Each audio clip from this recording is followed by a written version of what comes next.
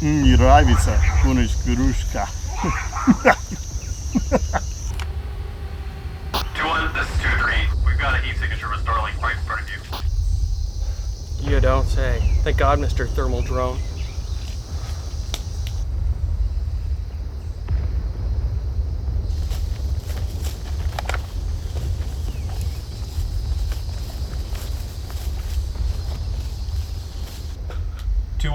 Hold your ground. We got a heat signature right on the other side of the ravine. That is a ditch, not a ravine.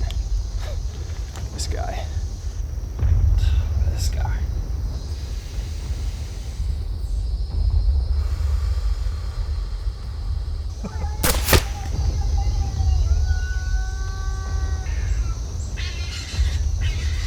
Starlink has changed emergency comms forever, for prepared civilians to disaster relief to even war. And today I'm going to walk you guys through my comprehensive Starlink pack, everything that I carry in it, as well as 4 unique setups for using it out in the field.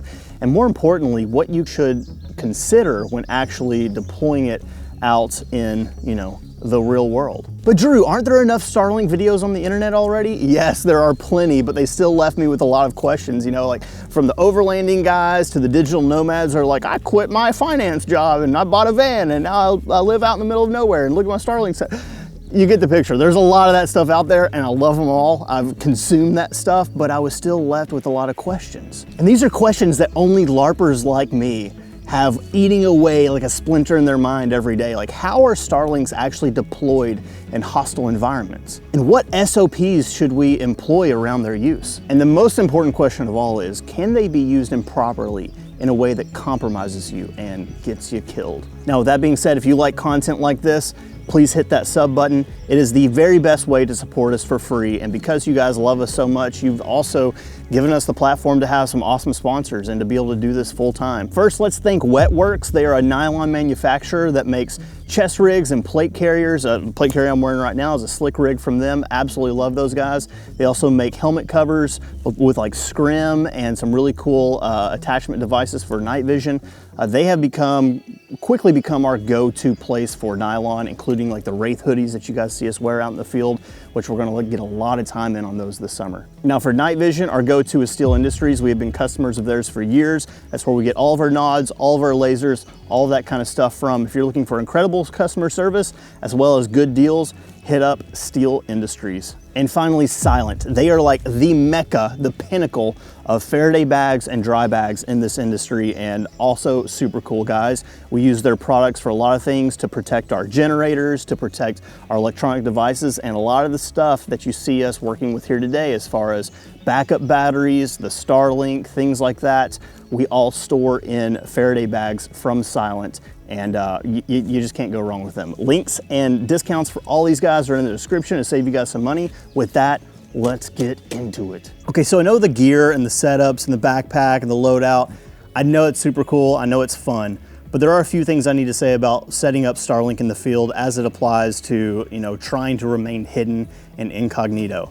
There's really 3 things that come into play. Number 1, limited use. Not just turning it on and leaving it on. First of all, this is a part of energy management and managing your resources, which are in limited supply. But contrary to popular belief, like Starlink does emit a signal. So if you're worried about any sort of electronic warfare, limited use, using it for 5-10 minutes at a time tops, getting what you need and then disconnecting, that's the play. The second one is terrain masking. That's just a fancy word of saying camouflage, kind of.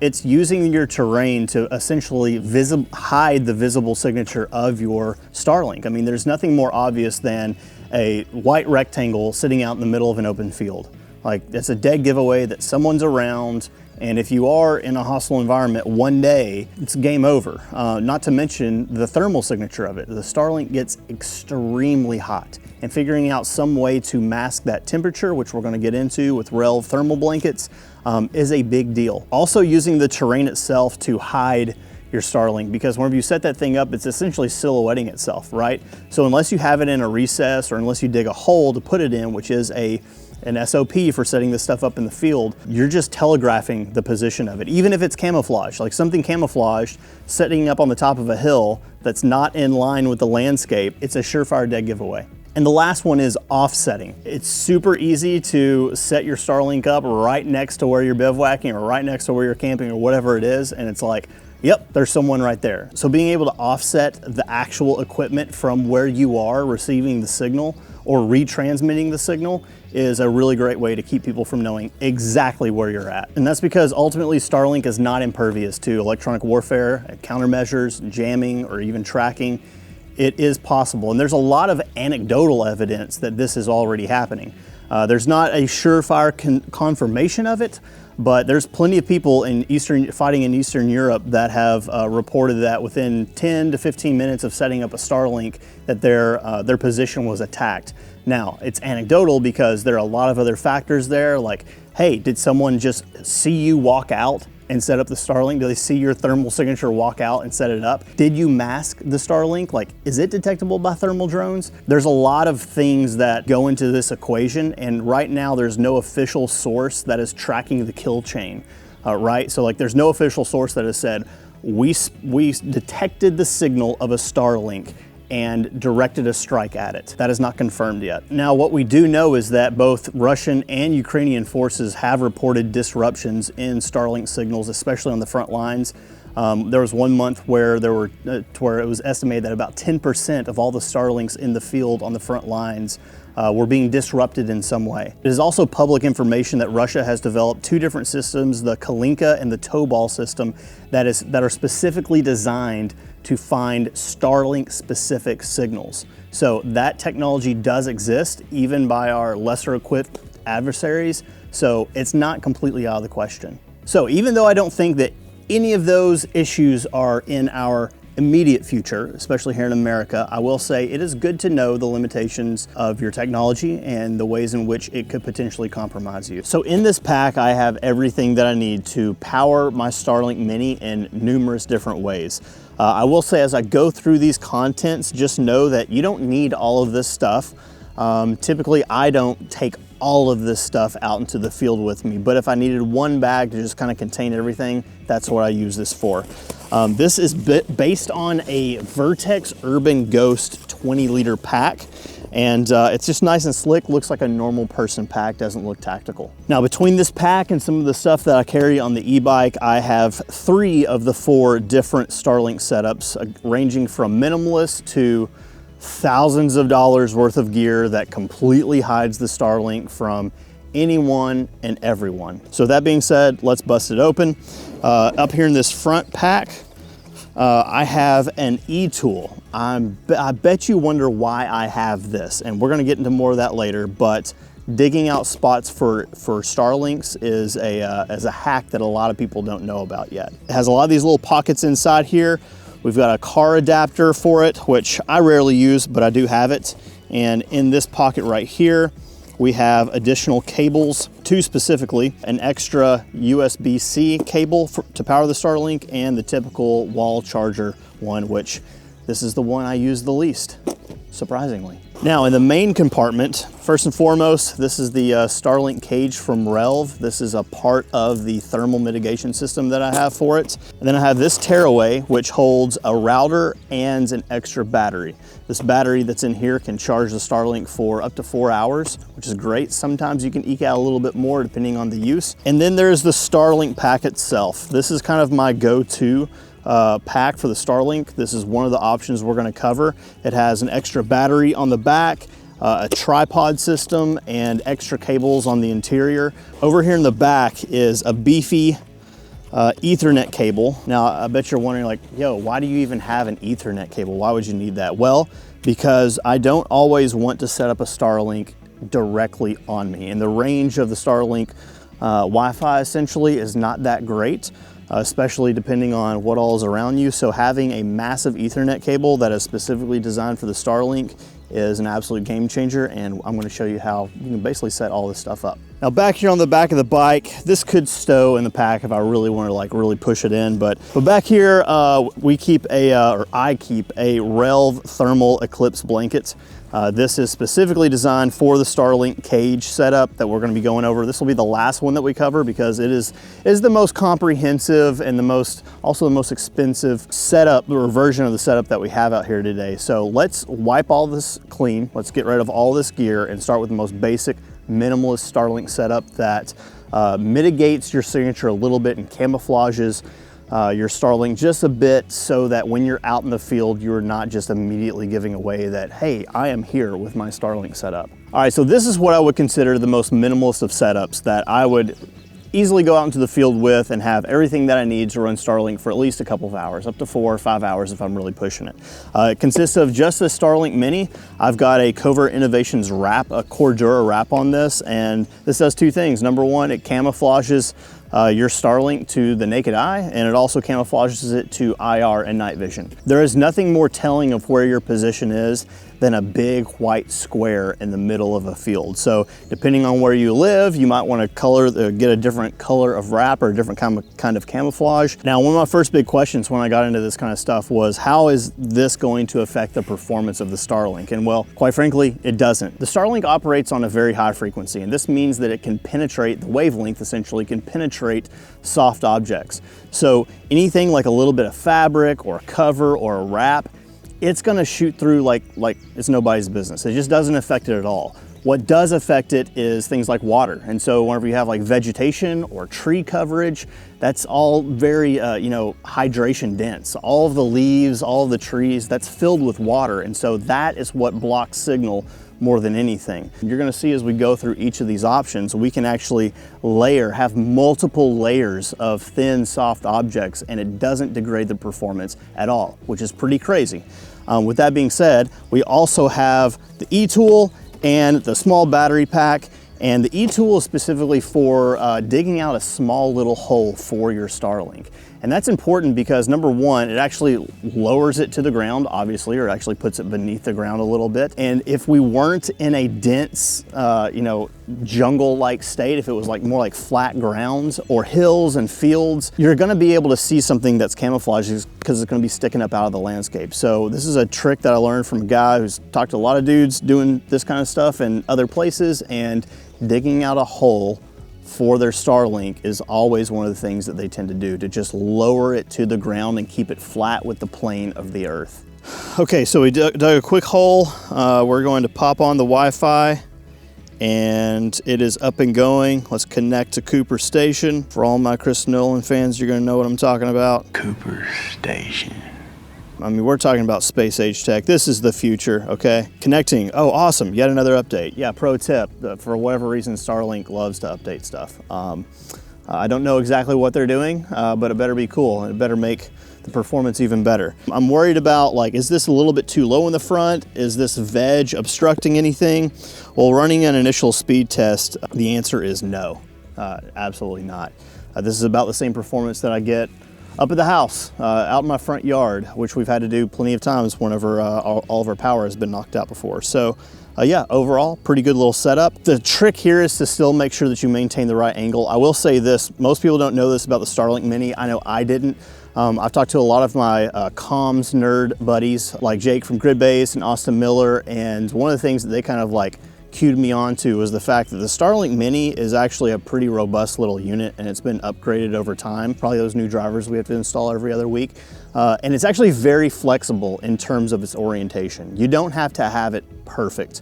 Used to, you had to, and maybe some of the residential ones you do, but this is actually very flexible. It doesn't have to be perfect, but you can use the alignment tool, get it perfectly situated in there. And what helps this a lot is actually having your battery bank or some little pack right here to use it to prop up on. So we have the Starlink here. You could just set it right there if you had to, but again, you gotta figure out some way to power it, so you might as well put this to use. Up here in the front of this, I have the router. We're not gonna use that just yet. But back in here, we have an Anchor battery bank. And this thing, I've ran this quite a bit. It says right now we have approximately at current consumption rate about 2 hours and 43 minutes left on it.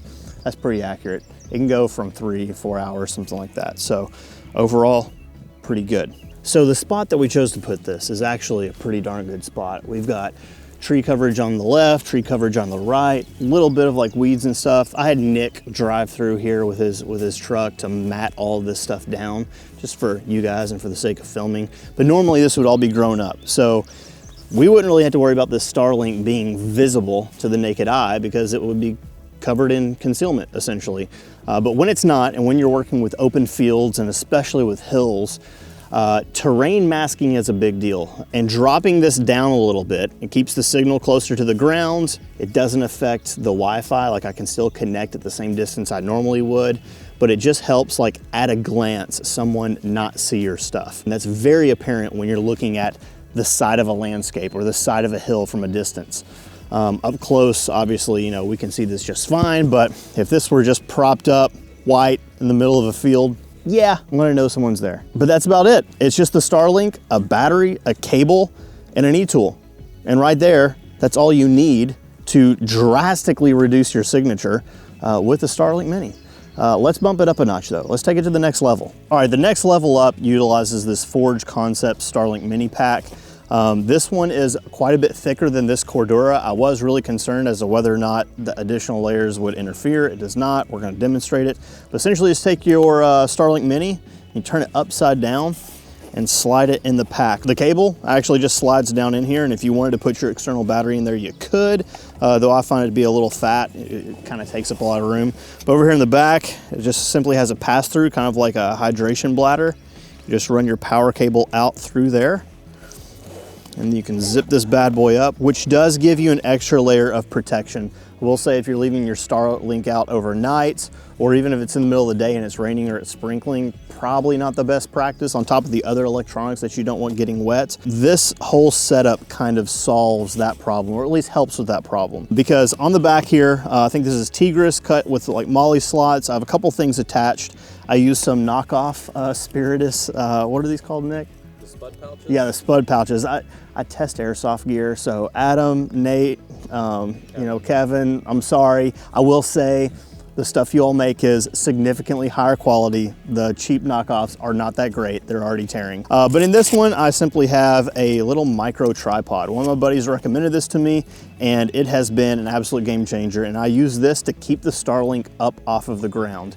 Now, but what about digging a hole? Won't that cause a problem? Yes, so you could dig a deeper hole. It just keeps all this stuff off the ground. And in addition to that, it helps you achieve the correct angle. And once you start adding this stuff on and you add weight to the bottom or the top, it starts to kind of like want to sag. So having a tripod is super useful.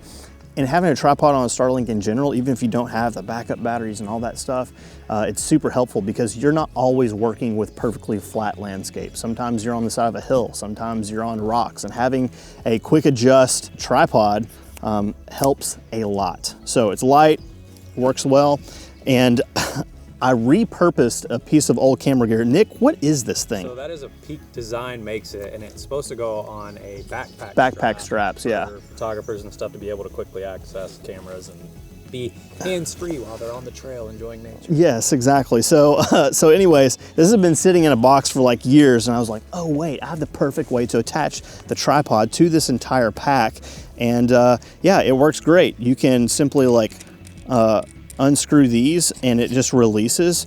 You can screw that all away. You can take this thing off if you don't want it, but I added that in there. I cut some little slots for it. It's pretty darn handy. Now with this cable right here, I have another knockoff spud pouch, and in here I have another Container X battery bank. This thing, I played with this quite a few times yesterday. I ran it for 4 hours solid, and I still had about 30% charge left on it, which is more than what a lot of people were telling me I was going to get out of it. It does take forever to charge back up, and this only works with unregulated USB-C cables, so keep that in mind. Cables and backup batteries, it's a weird science. Just do the math, do your research to make sure that the cables you're getting are set up or the correct ones you need for the battery banks you have. But this one's been pretty great. It simply slides down in there. It's all one package and contained.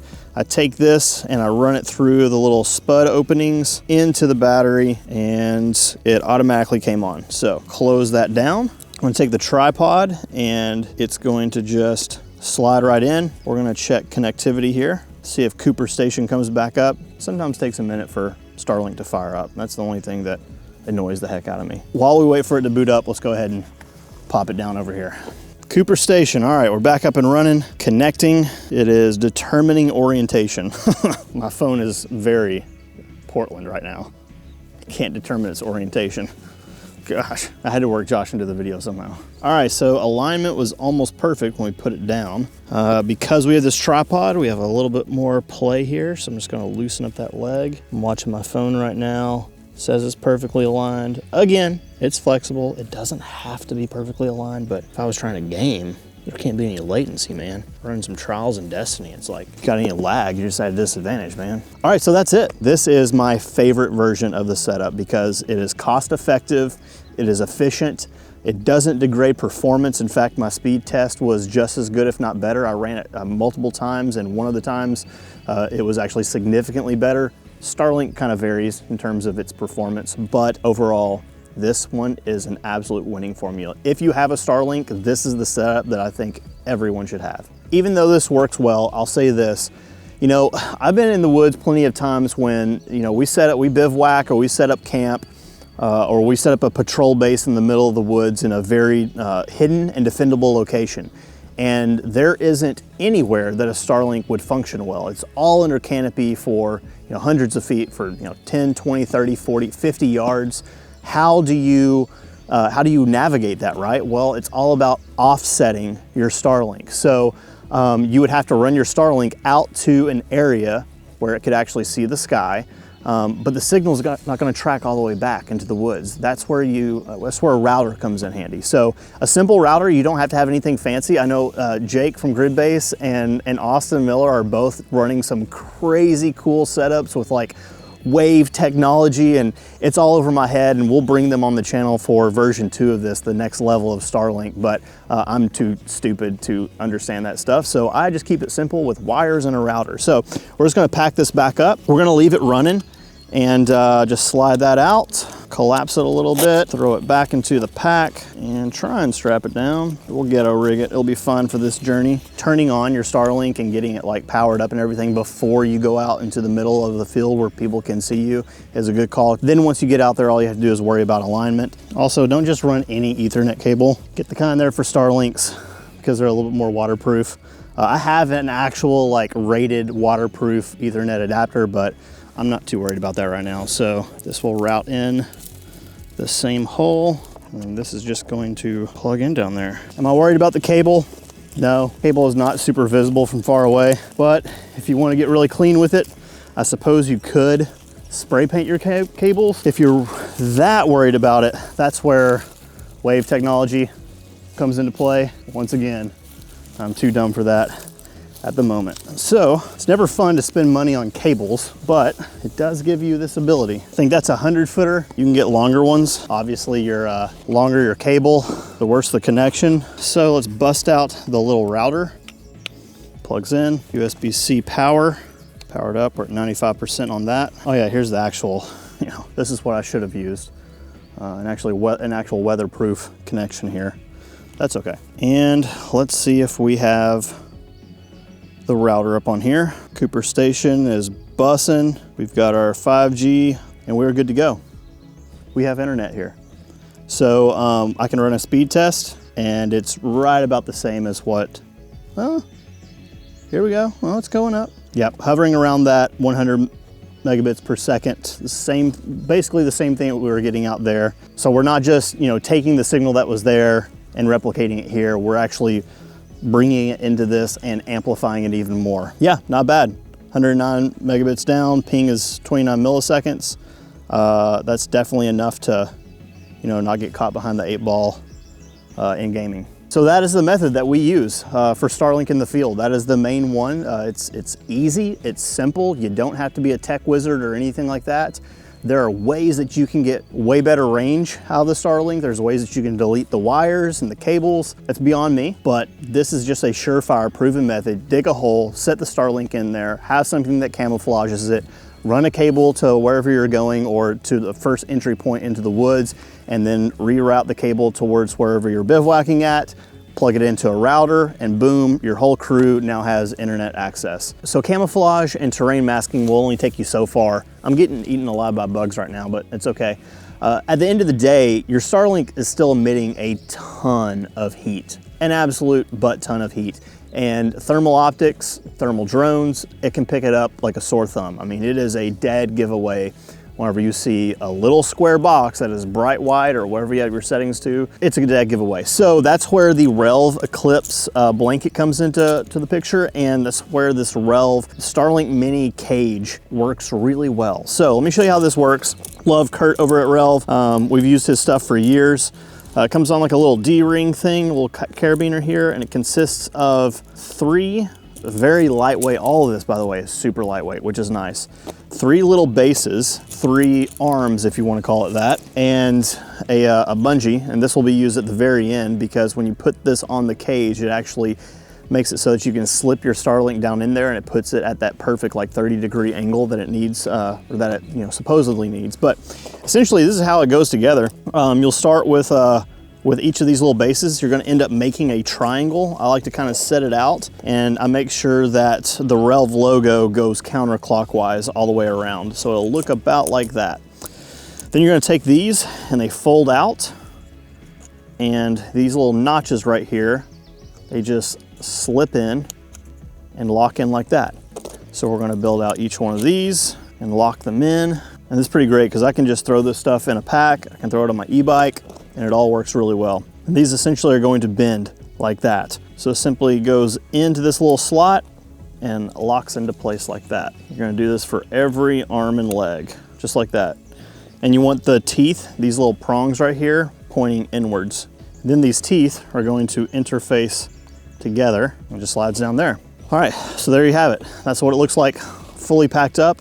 And one cool thing about these strips here is that they're all like 1 inch thick, so they actually slide down into MOLLE. So if you have a MOLLE backpack, or if you have a MOLLE plate carrier, or a plate carrier with MOLLE on the back, this can just slide down in there. You don't have to throw it in a pack, and it's pretty quick and easy to deploy. So then take your bungee. It has 2 little knobs down at the end, 2 pull tabs over here on the side, and these lock into these little teeth like that. So pretty simple, pretty quick. You just want to make sure you have tension on there because this is how you're creating the base that the Starlink sits down into. And this bungee right here will create that 30-degree angle that you need for, to have proper placement towards the northern sky or whatever. So let's go take this out into the field and set it up. We'll use this as our spot, and we'll use these spikes from Relv. You don't have to stake this down, but if you have wind, it's kind of nice to stake it all down, just keep it nice and pinned to the ground. I could set this in there. I'm not. I'm just gonna take it out just to show you how it's supposed to be used correctly. So we have cable. Go ahead and plug in power cable. Boom, that's good. And it will slide in. If you can't get the perfect angle, you can always prop up the prop underneath. So now we're going to plug into power. We're going to take the Relv and just lay it over, just like that. Now, why didn't we just throw that blanket on top of the Starlink? Would it have worked? It will work for a bit. The thing about thermal that a lot of people don't talk about is that anything that's touching your body at the end of the day is going to transmit heat. It just will. No matter how good the thermal blanket is, if it's touching you, it is going to eventually absorb that heat. So the real play whenever it comes to thermal mitigation is offsetting an anti-thermal blanket of sorts from your body so that there's airflow between it. So the hot parts of your body aren't directly touching it. I hear people say, oh, well, why don't you just use a Mylar blanket or cardboard or whatever? And I love the Falcon Claw guys because they dispel a ton of myths.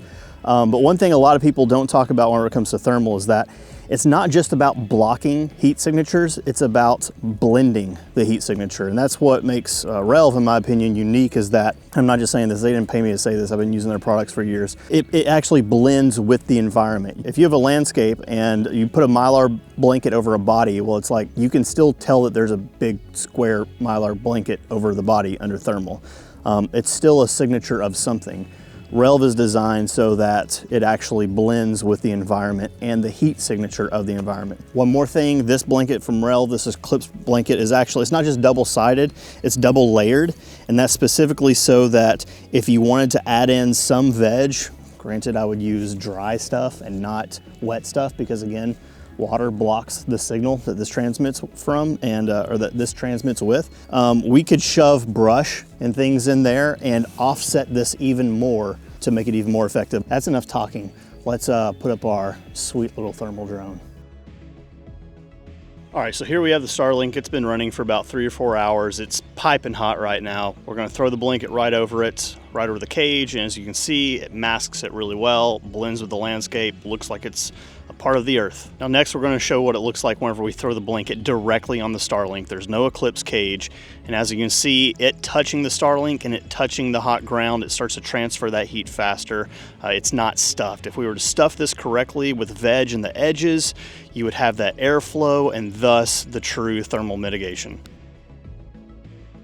So for the final option, I wanted to go with something that was mobility based, something that might be too big for me to just walk out into the field with, but would be perfect to keep in the truck or even a strap onto a pack and take out on the bike. And that's kind of where the Starbat comes in. It's called the Starbat Mini, and this is an all-enclosed Pelican case that has basically a massive, massive battery that lasts well over 24 hours and contains the Starlink, which the Starlink can still transmit through.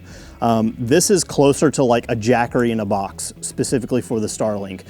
It's pretty cool. I will say this was sent to us. We didn't buy this. It is a pricier option, but if that is what you're into, man, like it does what it says it's gonna do and it does it really well. The Starlink basically just pops into this. I will say if you have a wrap, like I showed you earlier, the wrap will not fit in this. It needs to be a clean Starlink. So just take note of that. It comes with a cable here that just simply plugs into the back here, plugs into the actual battery of it, and then you push this blue button to turn it on and it gives the Starlink power. It also has a little USB charger here, so you can charge 2 different USB-Cs and a standard USB port, which is how I charged all of our devices when our power was off.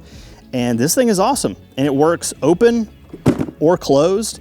If you want to close it and run your Starlink like kind of off-site or whatever, it does have ports right here, so power out or power in.